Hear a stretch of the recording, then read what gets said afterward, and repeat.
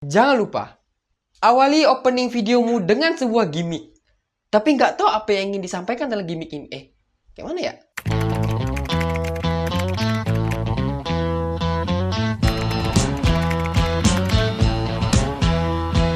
Assalamualaikum warahmatullahi wabarakatuh. Halo semuanya, kenalin nama aku Syafi Ali dari program studi komunikasi penyiaran Islam. Jadi pada video kali ini aku akan membahas mengenai tokoh pahlawan Melayu, terutama pada kerajaan Riau Lingga.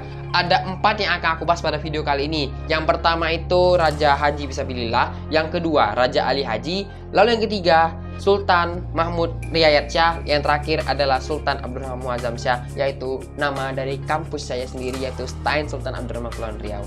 Jadi tanpa perlu banyak-banyak kita mukadimah, tanpa perlu banyak bicara, langsung aja kita masuk ke topiknya. Baik, yang akan aku bahas pertama ini adalah Raja Haji Fisabilillah. Raja Haji Fisabilillah adalah pahlawan nasional dari Kepulauan Riau yang gugur dalam perang melawan Belanda pada tanggal 18 Juni tahun 1784. Raja Haji Fisabilillah ditetapkan menjadi pahlawan nasional melalui keputusan Presiden Republik Indonesia nomor 72/TK/1997 pada tanggal 11 Agustus tahun 1997. Ia adalah yang di Pertuan Muda keempat Kerajaan Riau Lingga, Johor dan Pahang. Perang dimulai ketika Belanda itu melanggar perjanjian dengan Kerajaan Riau Lingga, Johor, dan Pahang. Raja Haji Fisabilillah membangun pertahanan di beberapa lokasi dan berperang melawan Belanda selama 2 tahun. Puncak perang pun terjadi pada tanggal 6 Januari tahun 1784, di mana pasukan Raja Haji berhasil menenggelamkan kapal komando Belanda dan menewaskan pimpinan eskader Belanda. Belanda menarik pasukannya ke Malaka, tetapi Raja Haji melakukan serangan balik. Belanda lalu kemudian mengirimkan armada besar ke Malaka untuk menggempur pertahanan Raja Haji. Dan pada tanggal 18 Juni tahun 1784 terjadi perang yang terkenal dengan sebutan Perang Sosok, yaitu perang 1 lawan 1. Dalam perang ini, Raja Haji bersama lebih kurang 500 pasukan gugur. Jenazah Raja Haji Fisabilillah dimakamkan di Bukit Bendera Malaka, Malaysia. Tetapi kemudian dipindahkan ke Pulau Penyengat oleh anaknya Raja Ja'far. Jadi buat teman-teman yang belum tahu, nama Raja Haji Fisabilillah ini juga dipakai pada bandara yang ada di Tanjung Pinang, yaitu Bandara Raja Haji Fisabilillah. Lalu yang kedua, Raja Ali Haji. Siapa sih yang nggak tahu Raja Ali Haji? Seorang pahlawan nasional, pahlawan kerajaan Melayu yang terkenal dengan syairnya, yaitu Gurindam 12. Raja Ali Haji bin Raja Haji Ahmad atau yang dikenal dengan nama pena Raja Ali Haji ini lahir di Pulau Penyengat, Provinsi Kepulauan Riau sekitar tahun 1803 dan meninggal sekitar tahun 1873. Raja Ali Haji ini adalah seorang ulama, sejarawan, dan pujangga abad 19 keturunan Bugis dan Melayu.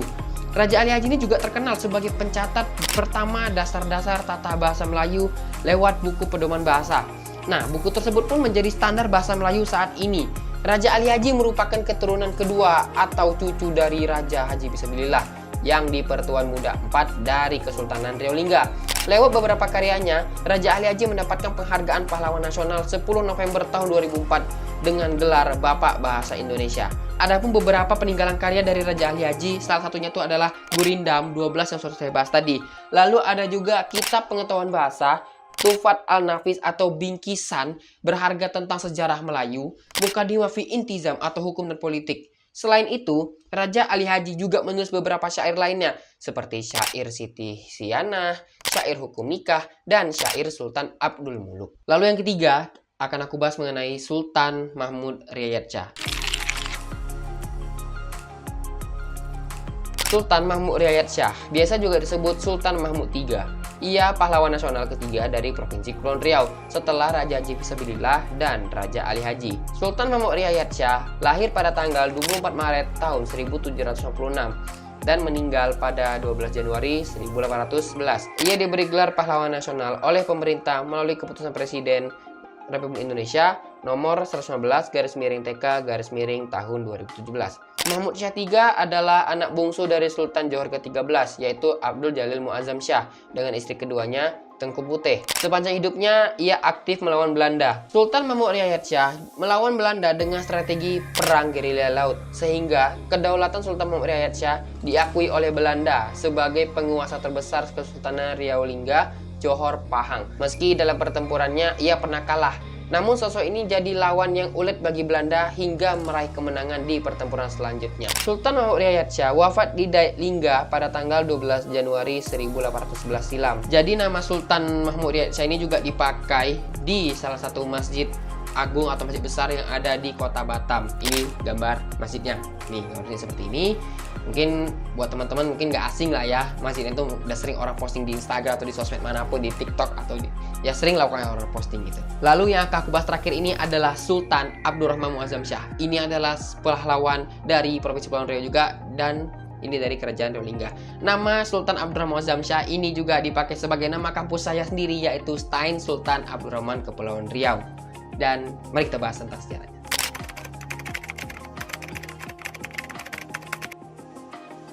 Sultan Abdurrahman Muazzam Shah II lahir pada tahun 1780 di Hulu, Riau, yang kini dikenal sebagai kota Tanjung Pinang.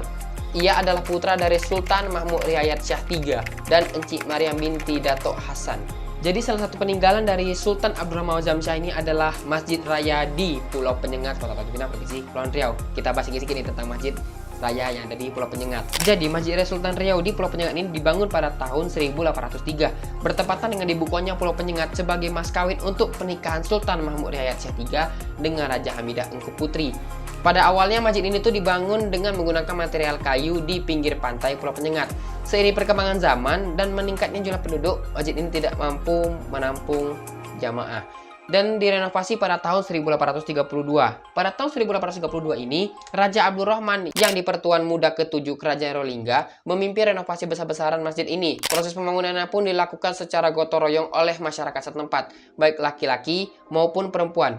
Nah, salah satu keunikan dari Masjid Raya yang ada di Pulau Penyengat ini adalah penggunaan putih telur sebagai bahan campuran atau bahan perekat untuk pembangunan masjid ini. Nah, selain putih telur itu juga ada digunakan bahan juga nih, kayak tanah liat, habis itu ada menggunakan pasir, dan juga ada menggunakan kapur. Jadi arsitektur masjid yang ada di Pulau Penyengat ini nih terdapat 13 anak tangga yang melambangkan rukun sholat, dan juga 5 pintu yang melambangkan rukun Islam, 6 jendela yang menggambarkan rukun iman, atap masjid yang memiliki 13 kubah, dan 4 menara. Nah, sejak didirikan, masjid ini telah menjadi pusat kegiatan keagamaan dan pendidikan bagi masyarakat setempat. Bukan masyarakat setempat aja, tapi dari luar pulau pun juga ada yang menjadikan masjid ini sebagai pusat untuk kegiatan dakwahnya atau kegiatan majelis keagamaan lah pokoknya, karena betul-betul tempatnya tuh ikonik banget. Di dalam masjid ini juga terdapat 2 lemari perpustakaan Kutub Khana Marhum Ahmadi yang menyimpan buku-buku berharga serta Al-Quran tulisan tangan oleh Abdurrahman Stambul pada tahun 1867. Tadi aku sudah membahas sedikit mengenai sejarah Masjid Sultan Riau yang ada di Pulau Penyengat. Itu adalah satu peninggalan dari Sultan Abdurrahman Muazzam Shah. Lanjut lagi, di bawah pemerintahannya ini juga Riau Lingga itu berkembang menjadi pusat peradaban Melayu yang kaya akan budaya dan tradisi Islam.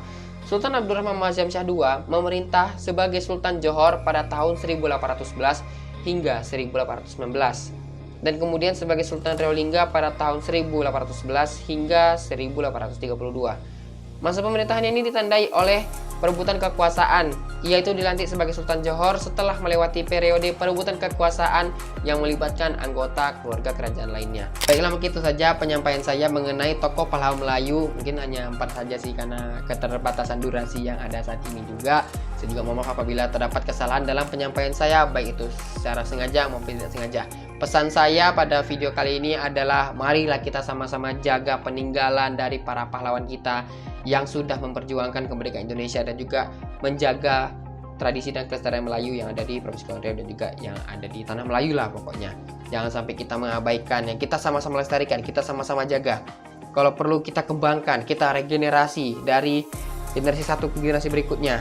Pokoknya sampai ke anak cucu kita, jangan sampai lah itu musnah, jangan sampai punah lah tentang sejarah Melayu ini. Begitu saja dari saya. Terima kasih juga kepada teman-teman yang sudah menonton video sampai akhir. Saya Syafi Ali pamit undur diri. Mohon maaf atas segala kehilafan karena kesebenarnya hanya milik Allah. Assalamualaikum warahmatullahi wabarakatuh.